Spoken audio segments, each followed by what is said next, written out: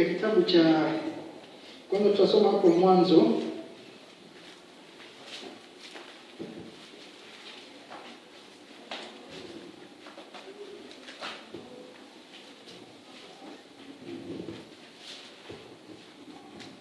Kuingia kwa kitabu cha Mwanzo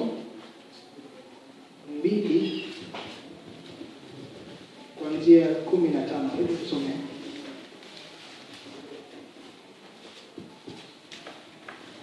Nake Jehova Ngai agĩtwara mũndũ ũcio ombĩte akĩmũiga mũgũnda ũcio warĩ kũu Edeni aũrutage wĩra na aũikaragie.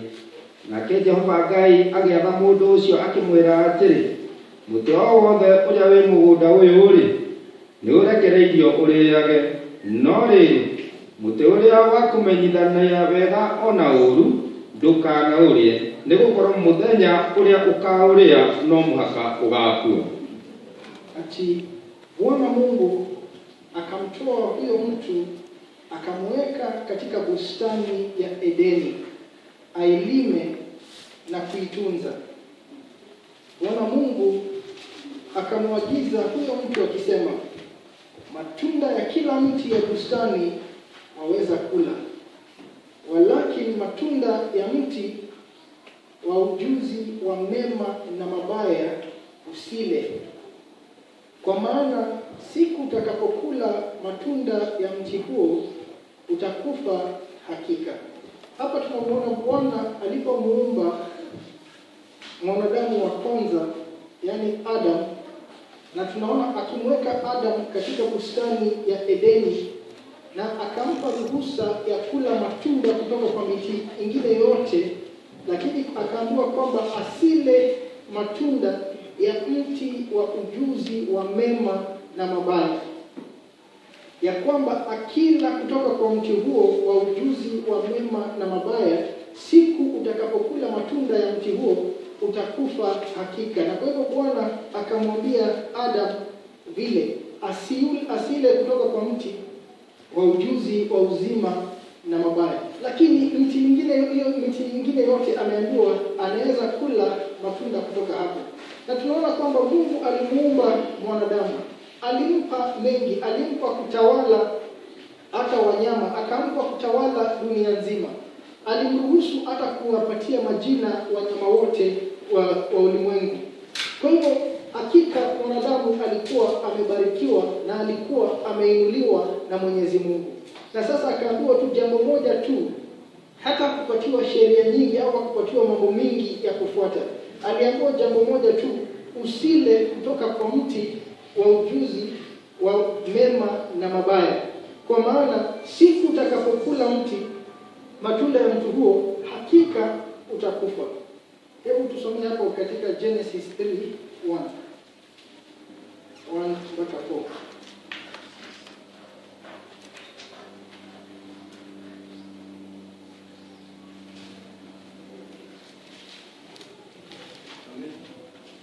Genesis 3:1 mpaka 4. Na rĩrĩ Musa nĩgũkorwo akorirwo akĩrĩithia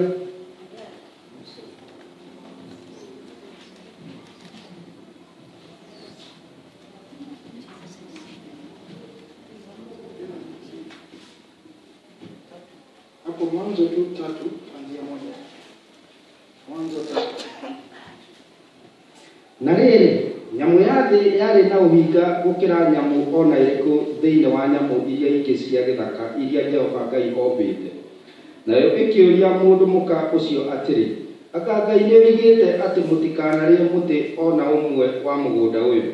Nake mũndũ mũka agĩcokeria nyamũ ya thĩ akĩmĩra atĩrĩ, maciaro ma mĩtĩ ya mũgũnda ũyũ tũrĩ etĩkĩrie kũmarĩa, no rĩrĩ ha ũhoro wa maciaro ma mũtĩ ũrĩa wĩ mũgũnda gatagatĩ-rĩ, Ngai oigĩte atĩrĩ mũtikanamarĩe ona kana mũmahutie nĩgetha mũtigakue. Nayo nyamũ ya thĩ ĩkĩra mũndũ mũka atĩrĩ, aca, ti atĩ no mũhaka mũgakua, nĩgũkorwo Ngai nĩoĩ atĩ mũthenya ũrĩa mũkamarĩa, hĩndĩ ĩyo maitho manyu nĩmakahingũka mũtuĩke o ta Ngai, mũmenyage wega ona ũũru. nake mũndũ mũka ũcio rĩrĩa onire atĩ mũtĩ ũcio nĩ mwega wa kuma irio, ona atĩ nĩ wa kwendeka ũkĩonwo na maitho, ona ningĩ atĩ nĩ wa kwĩrirĩrio nĩ ũndũ wa kũũhĩgia mũndũ, agĩgĩtua maciaro maguo akĩmarĩa, ona ningĩ akĩhe mũthuriwe, nake onake akĩrĩa. Ati basi nyoka alikuwa mwerevu kuliko wanyama wote wa mwitu aliyowafanya Bwana Mungu. Akamwambia mwanamke, ati hivi ndivyo alivyosema Mungu, msile matunda ya miti yote ya bustani. Mwanamke akamwambia nyoka, matunda ya miti ya bustani twaweza kula, lakini matunda ya mti ulio katikati ya bustani Mungu amesema msiale wala msiyaguse, msije mkafa. Nyoka akamwambia mwanamke, hakika hamtakufa, kwa maana Mungu anajua ya kwamba siku mtakayokula matunda ya mti huo mtafumbuliwa macho, nanyi mtakuwa kama Mungu, mkijua mema na mabaya. Bwana apewe sifa. Amen. Kwa hivyo mwanadamu ameshaambiwa na Mungu vile anafaa kufanya, kwamba asile kutoka kwa ule mti. Na tunamuona nyoka ambaye tunaambiwa alikuwa ni mwerevu, akaja akawauliza ati hivi ndivyo alivyosema Mungu, msile matunda yote ya bustani. Na mwanamke akamwambia nyoka, matunda ya miti ya bustani tunaweza kula, lakini matunda ya mti ulio katikati ya bustani Mungu amesema msiale wala msiyaguse, msije mkafa.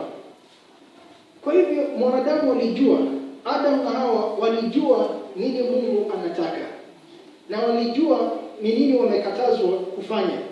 Walijua kwamba hawafai kula kutoka kwa ule mti ambao ulikuwa katikati ya bustani.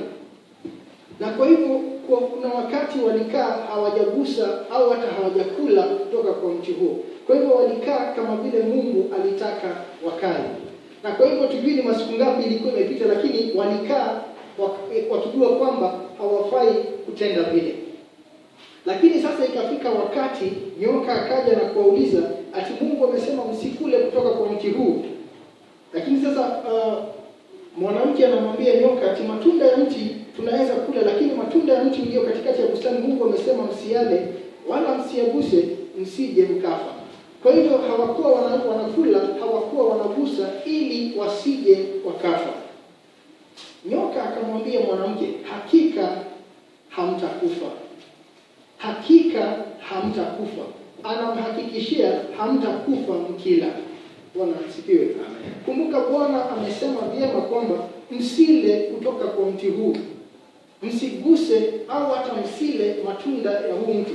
Lakini nyoka anakuja na kusema hakika hamtakufa. Kwa hivyo anaenda kinyume ya vile Mungu alikuwa amesema. Bwana alisema mtakufa, lakini yeye anasema hakika hamtakufa. Haitaenda vile. Bwana apewe sifa. Amen. Ati kwa maana Mungu anajua ya kwamba siku mtakao kula matunda ya mti huo mtafumbuliwa macho, nanyi mtakuwa kama Mungu, mkijua mema na mabaya. Na mwanadamu baada ya kuambiwa vile, tunajua kwamba alikula kutoka kwa huo mti. Vile ameambiwa tukikula macho yako itafunguka, utakuwa kama Mungu. Kwa hivyo Mungu hataki mkule, sababu mkikula mtafunguka. Bwana asifiwe. Kwa hivyo mkikula mtakuwa wa kufunguka. Nao wakala ili wafunguke, kwa sababu Mungu amewazuia wasifunguke. Bwana apewe sifa. Na hakika ilienda vile vile Mungu aliwaambia. Kwa sababu baada ya kula kutoka kwa mti huo mwanadamu akafa. Wakati huo kifo kikaingia ulimwenguni. Mungu hakuwa amewaumba wanadamu wafe. Hakuwa amewaumba ili wamalizike na magonjwa au wafe sababu hii ama nyingine. Alikuwa amewaumba waishi, na alikuwa amewabariki. Kila kitu aliumba alifanya kwa uzuri wa moyo wake na kubariki mwanadamu, na mwanadamu afurahie hiyo baraka. Bwana apewe sifa. Kwa hivyo hakuwa amewaumba kisha awamalize. Lakini kwa vile hawakusikia sauti yake, kwa vile hawakufuata vile Mungu aliwaambia, waliamini nyoka zaidi ya vile waliamini Mungu. Bwana asifiwe. Waliamini kile wamehubiriwa baadaye kuliko ile Mungu mwenyewe. Kumbuka sio mhubiri aliwahubiria. na kuambia msikule hii ama msifanye hivi. Ni Mungu mwenyewe kuwanenea na kuwaambia. Bwana apewe sifa. Lakini nao wakiwa wanadamu wakasikia ujumbe mwingine ambao inakaa bora zaidi ya ile Mungu amewapatia. Wakafurahishwa na ile jambo ambalo ni mpya na sio Mungu amewapatia. Bwana asifiwe. Hiyo jambo ilikaa ni nzuri zaidi. Ilikaa imerembeka zaidi. Sababu sasa tutafunguka macho, tutakuwa kama Mungu. Bwana asifiwe. Na hiyo ikafanya watamani kuwa kama Mungu, kufunguka hata macho. Bwana asifiwe. Na katika kutamani hivyo na kufuata hiyo jambo, wakaacha a very very simple command Mungu alikuwa amewapatia, ya kwamba mkila mtakufa. Bwana asifiwe. Nao wakala, nao wakafa. Hawakuamini lile neno Mungu aliwanenea. Bwana asifiwe. Kwa hiyo tunamuona yule muovu mara mingi ujaribu kufananisha au kutuletea ama uleta jambo ambalo sio kweli mbele ya wana wa Mungu, ili kuwaangusha, kuwafanya wafuate njia ambazo sio za Mwenyezi Mungu. Sababu kuna ile Mungu amesema fuateni, kuna ile Mungu amesema fanyeni, lakini yule Mungu anakuja na picha nyingine ambayo sio hiyo Mungu ametupatia, sio hiyo Mungu anataka tufanye. Nao watu wengi huenda kufanya vile wameambiwa. Bwana asifiwe sana. Kama wangeamini vile Mungu alisema zaidi ya vile yule muovu alisema, hawangekufa. Bwana asifiwe. Kwa hivyo ndani ya mioyo yetu ni nini tunaamini siku ya leo? Ni jambo gani tumeamini? Sababu ile jambo umeamini, hiyo ndio jambo utafuata. Kile ambacho umeamini moyoni mwako, hiyo ndio utafuata. Haijalishi ni nini umesikia. Unaweza sikia mengi ya kutoka nje, ya kutoka ndani, ya kutoka kando na kando. Lakini katika yale yote ambayo umesikia, ni yapi umeamini? Sababu ile umeamini ndio utafuata. Mwanadamu alihubiriwa na Mungu na akahubiriwa na nyoka. Bwana asifiwe. Akachagua mahubiri ya nyoka. Bwana asifiwe. Na alipoifuata hakika akafa. Kwa hivyo alichagua kuamini nyoka na sio kuamini Mungu. Bwana asifiwe.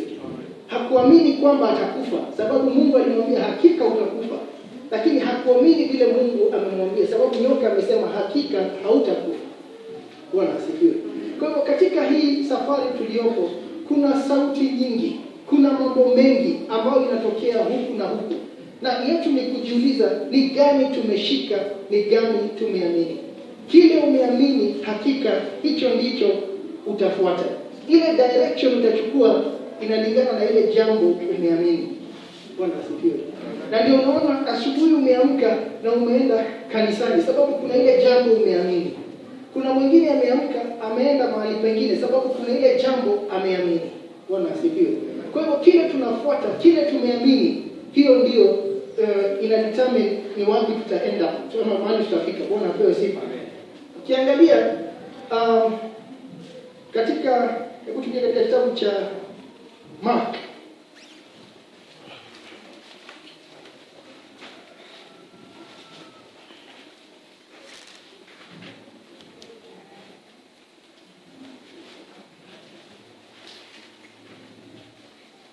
Katika kitabu cha Mark 16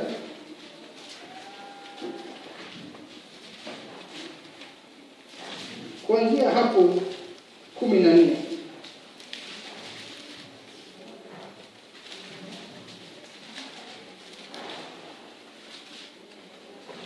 Ama anzia hapo 12.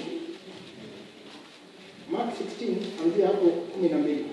Na thutha wa maundu macio akionithia andu eri ao. Na thutha wa maundu macio akionithia andu eri ao ahiana undu ungi riria mathiaga merekeire migunda-ini, na acio magithie makira aria angi onao magikirega kumetikia. Na thutha ucio akionithia aria 11 o ene hingo maikaire makiria irio, akimetia akimatetia nĩ ũrĩa maregete gwĩtĩkia na tondũ wa kuuma kwa ngoro ciao, nĩ ũndũ matietĩkirie arĩa mamuonete arĩkĩtie kũriũka. Nake akĩmera atĩrĩ, thiĩi thĩ yothe mũkahunjĩrie andũ othe ũhoro ũrĩa mwega, ũrĩa wa gwĩtĩkia na abatithio nĩ akahonoka, nake ũrĩa wa kũrega gwĩtĩkia nĩ akahootwo nĩ ciira. Nacio ciama ici nĩcio irĩtwaranaga na arĩa metĩkĩtie. Nĩ ũndũ wa rĩĩtwa rĩakwa nĩ marĩtũmaga ndaimono ciume andũ, na nĩ marĩaragia thiomi njerũ. Ningĩ nĩ marĩoyaga nyamũ cia thĩ, ona mangĩkanyua kĩndũ kĩngĩrĩa mũndũ gĩtingĩmehia ona atĩa. Hĩndĩ ĩyo arĩkia kũmahe ũhoro, na nĩ marĩigagĩrĩra andũ arĩa arwaru moko nao mahone. Ati baada ya hao akawatokea watu wawili miongoni mwao, ana sura nyingine, nao walikuwa wakishika njia kwenda shamba, nao wakaenda zao wakawapa habari wengine, wala hao hawakuwasadiki. Ili wakati Yesu Kristo alikuwa amesulubiwa, na baada ya Yesu Kristo kusulubiwa akafufuka tena. Na alipofufuka tena tunaambiwa kwamba aliwatokea watu wengi wakawa wamemuona Yesu ameshafufuka. Na tunaambiwa hapa kwamba alitokea watu wawili miongoni mwao, ana sura nyingine, nao walikuwa wakishika njia kwenda shamba, na hao wakaenda zao wakawapa habari wale wengine, wala hao hawakuwasadiki. Wakakimbia kusema, tumemuona Yesu amefufuka, tumemuona.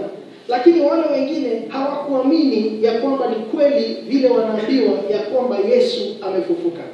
Na kumbuka kwamba Yesu alipokuwa pamoja nao aliwaambia kwamba atasulubiwa na siku ya tatu atafufuka. Neno lake alikuwa amewaambia kwamba siku ya tatu atafufuka. Na hapa kuna ushuhuda watu wanatoa ya kwamba wamemuona Yesu amefufuka, lakini hawaamini. Wanaposema Yesu amefufuka, wale wengine hawaamini ya kwamba hivyo ni kweli. Baada ya hayo akawatokea, yaani Yesu akawatokea watu wawili miongoni baadaye akaonekana na wale 11. Kwa hivyo sasa Yesu akatokea mbele ya wote wale 11 mitume walipokuwa wakila, akawakemea kwa kutoamini kwao na ugumu wa mioyo yao, kwa kuwa hawakuwasadiki wale waliomuona alipofufuka katika wafu. Bwana asifiwe. Mara mingi ukimsikiza hata Yesu akinena na mitume, mara mingi anashinda akiwauliza, wapi imani yenu? Kwa nini hamuamini? Kwa nini hamsadiki? Bwana apewe sifa. Where is your belief? Bwana apewe sifa. Mara mingi alikuwa akiwauliza, na hapa alipofufuka bado anaenda na kukemea wale wa 12, akiwaambia kwamba akiwakemea kwa sababu hawakuamini ripoti ile waliletewa ya kwamba Yesu amefufuka. Bwana asifiwe. Kwa hivyo anawakemea kwa sababu hawakuamini kwamba Yesu amefufuka. Bwana asifiwe. Kutoka mwanzo tunaona binadamu anakuwa na uzito au mzigo mkubwa sana akiambiwa amini. Tunaamini dakika chache, lakini kulingana na yale tunakutana nayo tena tunabadilika.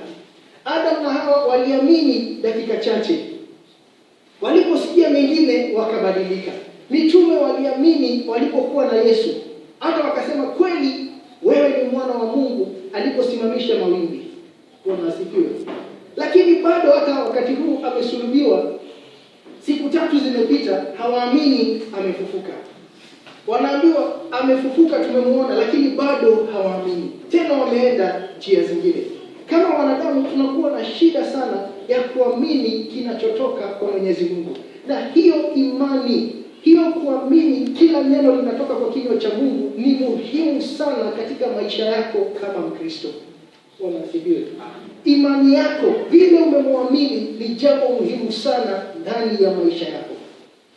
Yale mambo yanakufungukia wewe ambao umeamini ni tofauti na ya yule mwingine asiyeamini. Bwana asifiwe. Na hakuna vile tunaweza pima tuseme huyu ameamini na huyu hajaamini. imani yake ni kilo 7, ya huyu ni kilo 8. Bwana asifiwe. Hatuwezi jua hata kwa kuangalia. Kwa hiyo imani ni jambo yako mwenyewe personal, ndani ya moyo wako. Baadaye akaonekana na wale 11 walipokuwa wakila, akawakemea kwa kutoamini kwao na ugumu wa mioyo yao, kwa kuwa hawakuwasadiki wale waliomuona alipofufuka katika wafu. Akawaambia, kwa hiyo wameshawakemea, sasa akawaambia, enendeni ulimwenguni mote, mkaihubiri Injili kwa kila kiumbe. Aaminie na kubatizwa ataokoka, asiyeamini atahukumiwa. Na ishara hizi zitafuatana na hao waaminio: kwa jina langu watatoa pepo, watasema kwa lugha mpya, watashika nyoka, na hata wakinywa kitu cha kufisha hakitawadhuru kabisa. Wataweka mikono yao juu ya wagonjwa, nao watapata afya. Bwana asifiwe. Endeni ulimwenguni nzima. Waende ulimwengu nzima, wahubiri Injili kwa kila kiumbe, kwa kila mtu. Aaminie na kubatizwa ataokoka, asiyeamini atahukumiwa. Kwa hivyo ni kuamini na kuokoka. Bwana asifiwe.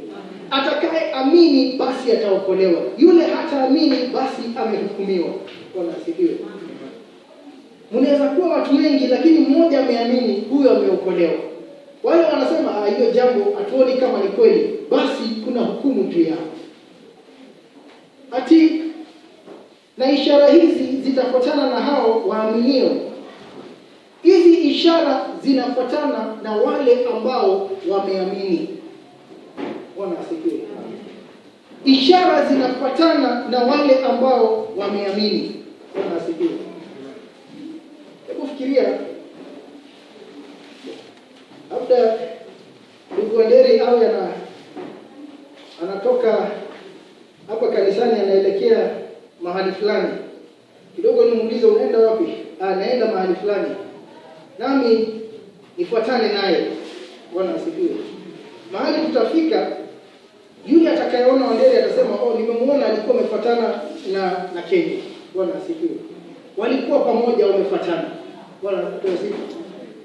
Tunaambiwa ishara zitafuatana na wale ambao wameamini. Kwa hivyo wakati tunaamini, vile tunaenda, ishara zinafuatana nasi. Sio sisi tunazivuta kwa nguvu zije zitufuate.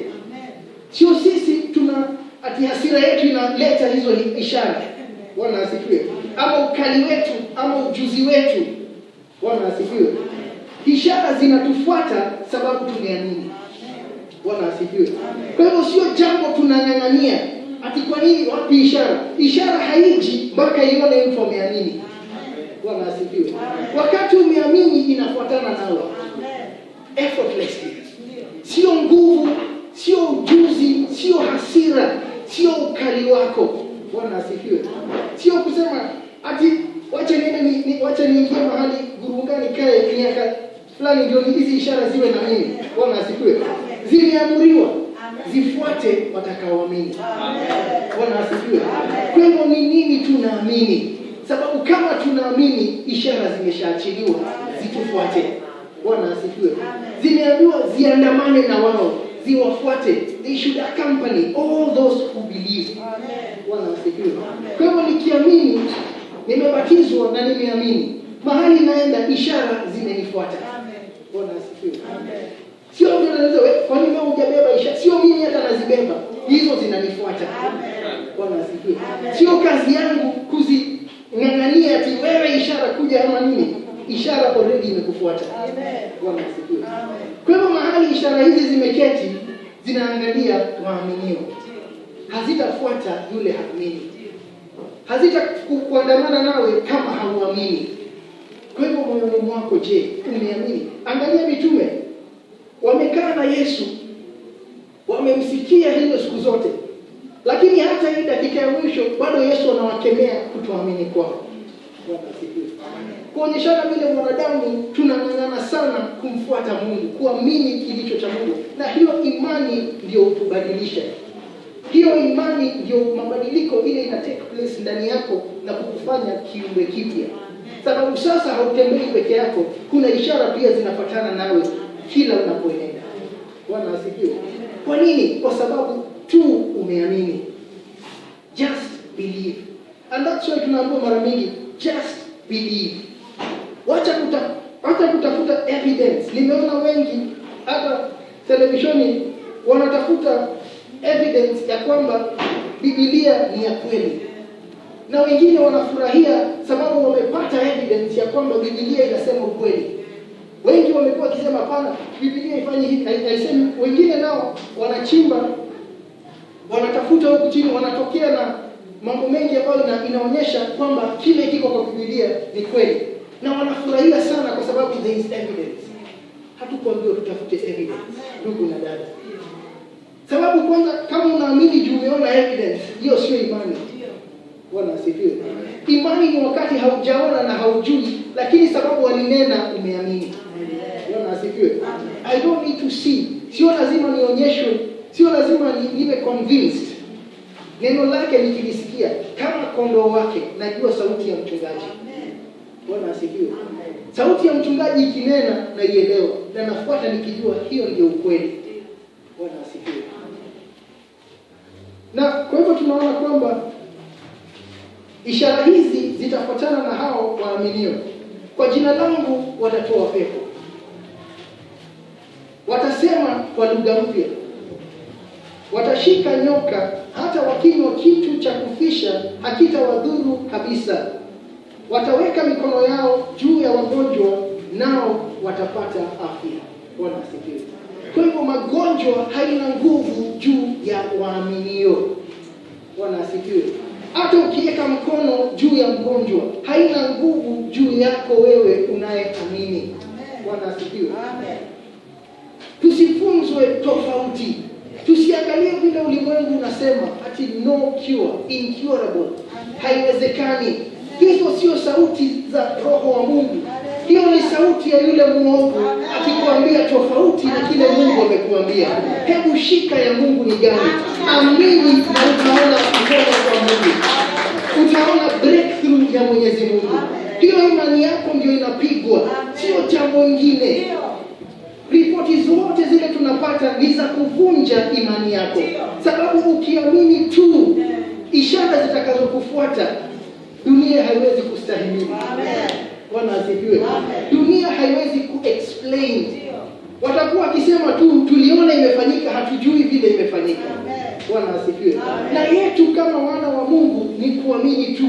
Hiyo ndio ile silaha kubwa umepewa, ndugu na dada. Usicheze na imani yako. Usiache imani yako idanganywe ama iende direction ambayo sio ya Mungu.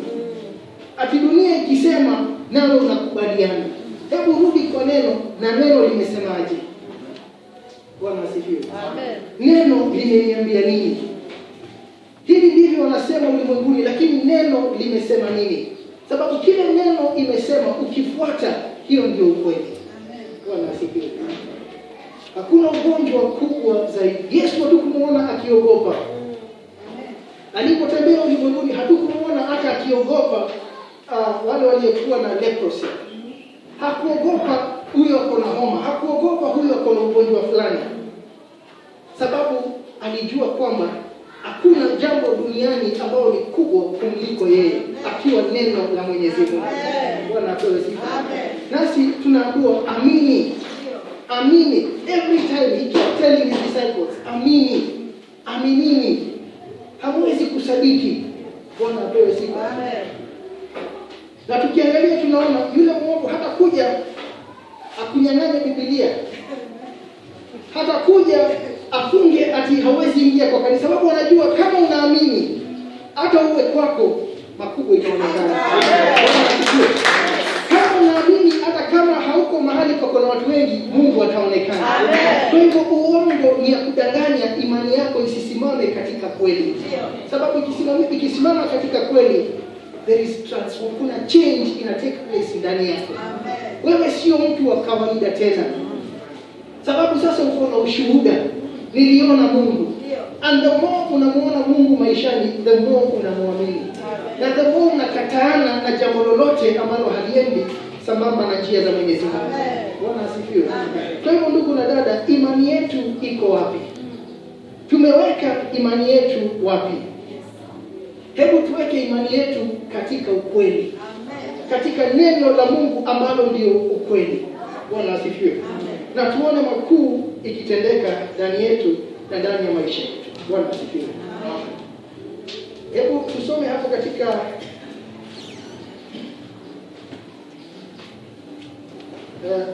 John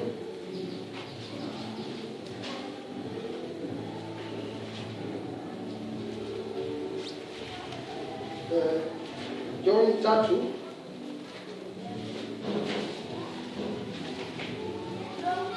Mtakatifu 3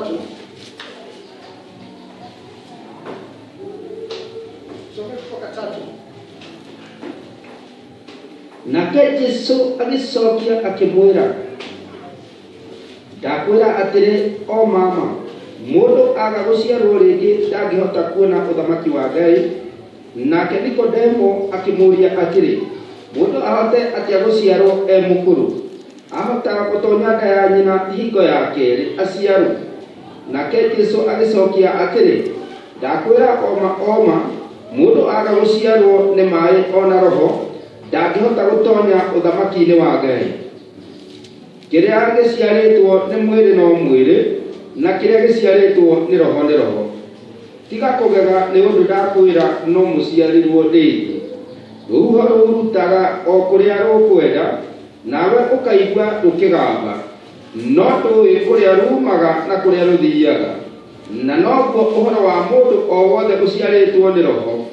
Nake Nikodemo agicokia akimuria, maundu macio mahoteke atia? Nake Jesu akimucokeria akimwira atiri, githe uri murutani wa Israeli na ndukuigua maundu macio? Ndakwira atiri o mama, twaragia uria tuwi na tukoimbura uria twiyoneire, na inyuĩ mukarega uira witu. Ndakimwira maundu ma guku thi na mwaga gwitikia, mwetikia atia ingimwira maundu ma na iguru? Na gutire mundu uri ambata iguru. Ungimwira maundu ma iguru, na gutire mundu uri ambata iguru tiga o uria waikorokire akiuma iguru, niwe muru wa mundu o uria uturaga iguru. Na ta uria Musa ahaicirie nyamu ya thi iguru werũ-ini, naguo muru wa mundu ena bata ahaicio iguru, mundu ena bata ahaicio iguru, nigetha mundu o wothe witikitie agie muoyo wa tene na tene thiini wake we. Amu Ngai tondu wa uria endete kirindi gia guku thi, niarutire mundu wake wa mumwe, nigetha mundu o wothe umwihokete ndakore, no agie muoyo wa tene na tene. Amu Ngai ndatumire mũriũ thi acirithie kirindi, tiga kirindi kihonoke ni undu wake. Uria umwihokete ti wa gucirithio, uria nake utamwihokete ni arikitie gucirithio tene agagituo mwihia, ni undu ndehokete ritwa ria mũriũ wa Ngai wa mumwe. Na gitumi gia gutuo uguo ni atiri, ati utheri ni ukite thi, nao andu ni mendire nduma mbere ya utheri, ni undu mawiko mao mari moru. Amure mundu o wothe wikaga uru ni athuire utheri na ndokaga utheri-ini. Bwana asifiwe.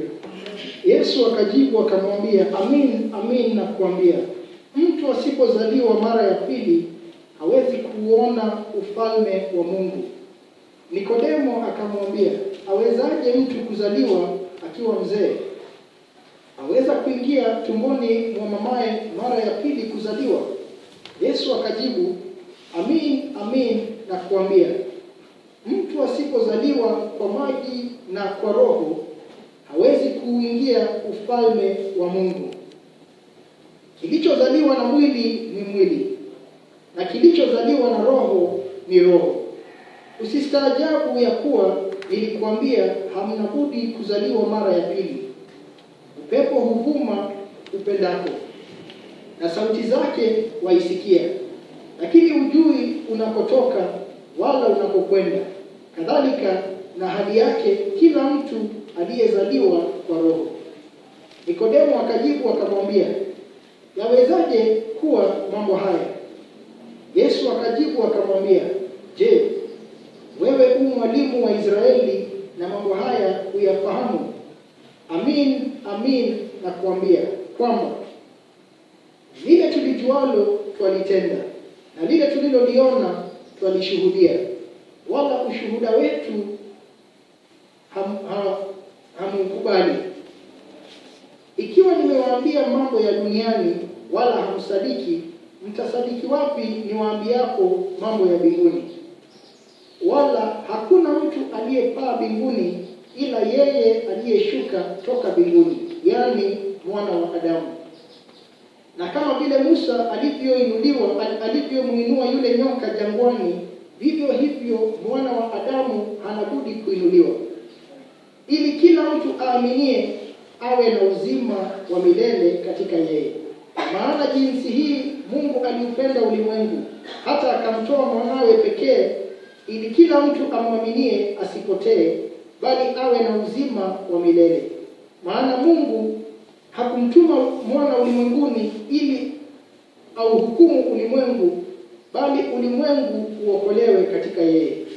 Amwaminie yeye ahukumiwi, asiyeamini amekwisha kuhukumiwa, kwa sababu hakuliamini jina la mwana pekee wa Mungu. Na hii ndiyo hukumu ya kuwa nuru imekuja ulimwenguni, na watu wakapenda giza kuliko nuru, kwa maana matendo yao yalikuwa maovu.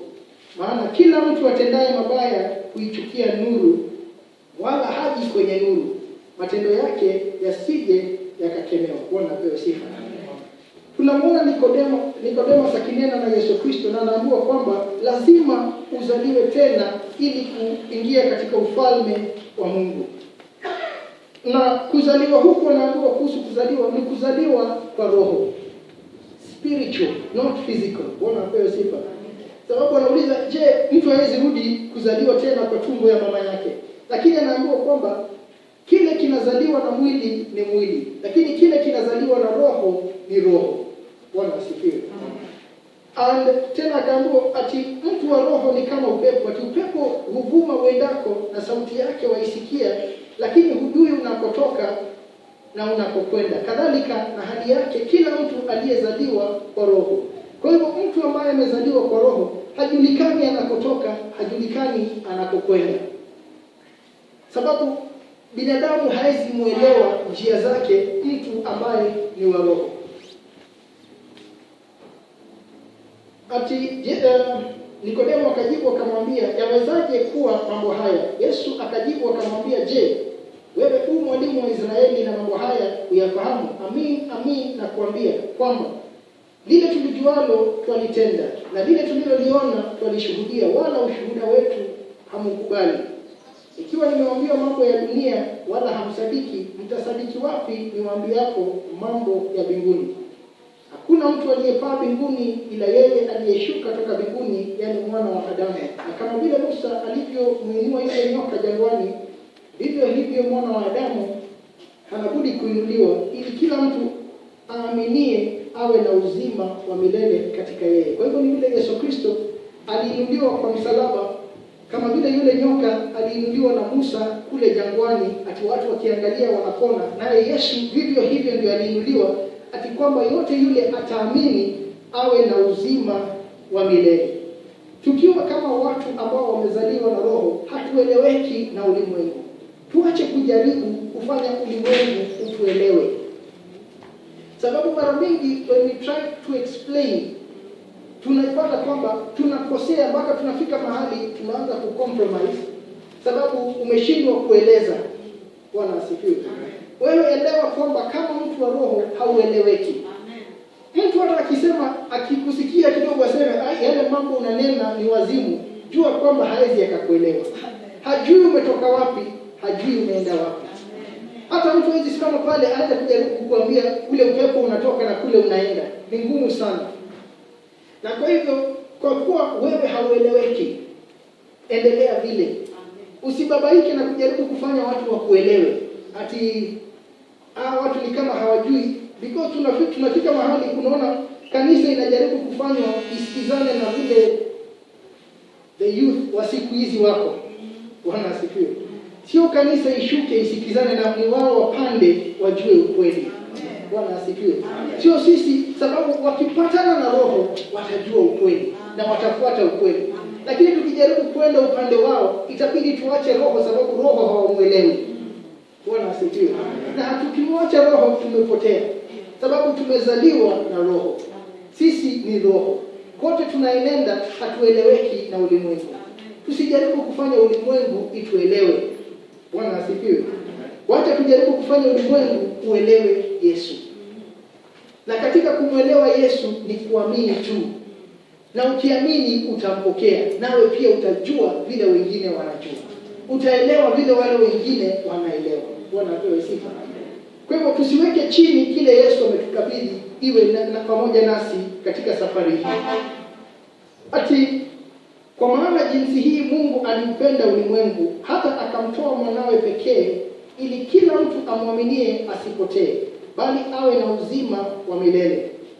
Maana Mungu hakumtuma mwana ulimwenguni ili auhukumu ulimwengu, bali ulimwengu uokolewe katika yeye. Bwana asifiwe. Kwa hivyo Mungu, tukumbuke wakati wote ameupenda ulimwengu. Yake ni kuokoa ulimwengu. Kila wakati haja yake ni kuokoa ulimwengu. Ameupenda ulimwengu. Nasi tusiangalie ulimwengu na kuwa hukumu. Ati sababu unaona wamekuwa na dhambi, wamefanya, nawe usiwahukumu. Kumbuka baba yako aliye mbinguni anawapenda. Baba yako aliye mbinguni ana haja na wao watu ambao unaona wakiwa ni kama watenda dhambi. Hata ikiwa mtu ameingia kwa mtaro, ulimwacha hapo Monday, umekuja Friday bado yuko kwa hiyo mtaro, anakunywa maji chafu sababu ya kulewa, usimchukie. Bwana aliye mbinguni anampenda. Amekuja sababu ya huyo. Wewe umeshasafishwa, umekuwa msafi. Usiangalie wale wengine hawajasafishwa na kuwaita wachafu, sababu hata hao wanapita hiyo njia ulipita, wasafishwe wawe kama wewe. Bwana alimpenda ulimwengu mpaka akatuma mwanawe wa pekee asulubiwe msalabani kwa ajili ya wao, ni kila mtu aokolewe. Bwana asifiwe. Na wewe umekuwa msafi pande hii, don't compromise. Na wale ambao hawajasafishwa wacha wasafishwe. Usiwazuie kuingia. Usiseme wewe ni mchafu kuingia kwa hii maji ya uzima. Bwana asifiwe. Hakuna mtu mchafu kuokolewa. Hakuna mtu mchafu kuingia katika ufalme wa Mungu. Asiingie pale na uanze kusonga, wewe na kelea. Ni amejaa mapepo nyingi sana.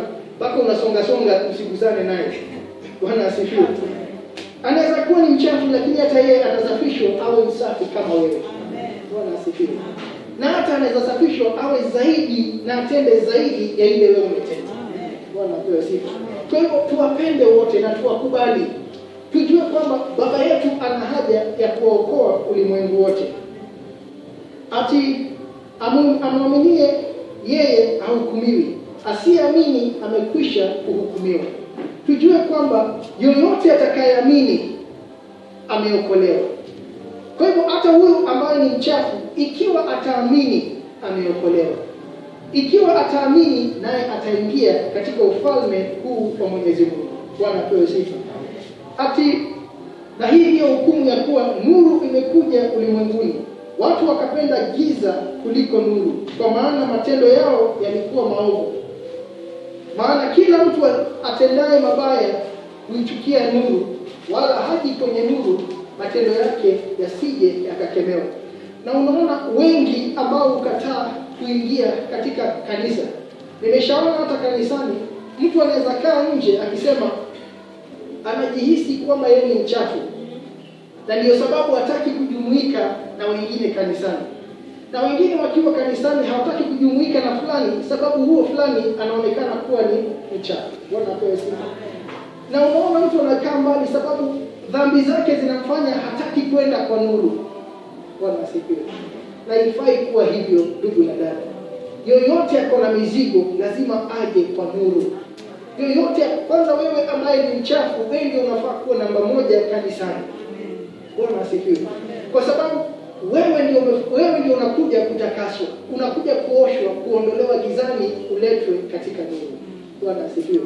Ikiwa hawa wengine 99 wameoshwa, kuna huyo mmoja tena lazima pia yeye aoshwe. Bwana asifiwe. Kwa hivyo tusije tukaona kwamba sisi ni wachafu, hatuwezi ingia katika nyumba ya Mungu. Ingia pale. Yesu alisema kwamba amekuja kwa ajili ya wao ambao wanahitaji daktari, wale ambao ni wagonjwa, wale ambao hawajiwezi. Alipoulizwa kwa nini unakula na hawa ambao ni watenda dhambi, alisema alikuja kwa sababu ya hao ambao wanahitaji daktari. Bwana asifiwe. Na ikiwa uko na dhambi, mahali pako kuingia ni kanisani, sio ujifiche mbali. Ati mtu anajificha kwa baa sababu hataki aonekane. Akiona watu wakitoka kanisani anarudi ndani, hataki kutoka wasimuone. Bwana asifiwe. Ingia kanisani, wacha kubadilisha. Bwana asifiwe.